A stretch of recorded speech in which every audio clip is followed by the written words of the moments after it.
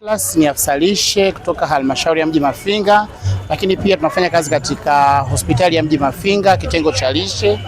Kukutana kwetu hapa leo ni kuja kusogeza huduma rafiki za kutathmini hali ya afya na lishe kwa wananchi ambao wanafanya kazi hapa, hususan wafanyabiashara na wajasiriamali wadogo wadogo. Tumefika hapa ikiwa ni sehemu ya kutekeleza maagizo ambayo tunakuwa tunapewa na viongozi wetu wa serikali kwamba huduma hizi rafiki ziweze kuwafikia wananchi.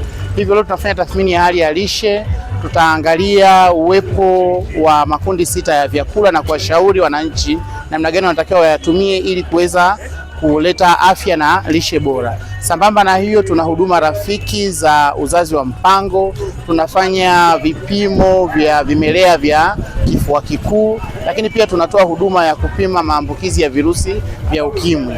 Tumekutana hapa leo na wananchi wengi sana na mwitikio wao umekuwa ni mkubwa sana, na inaonyesha ni jinsi gani wananchi hawa wanapenda hizi huduma zikiwasogelea katika maeneo yao, na wanafarijika sana wanapokuwa wanaona serikali inaleta hizi huduma katika mazingira yao ya kazi.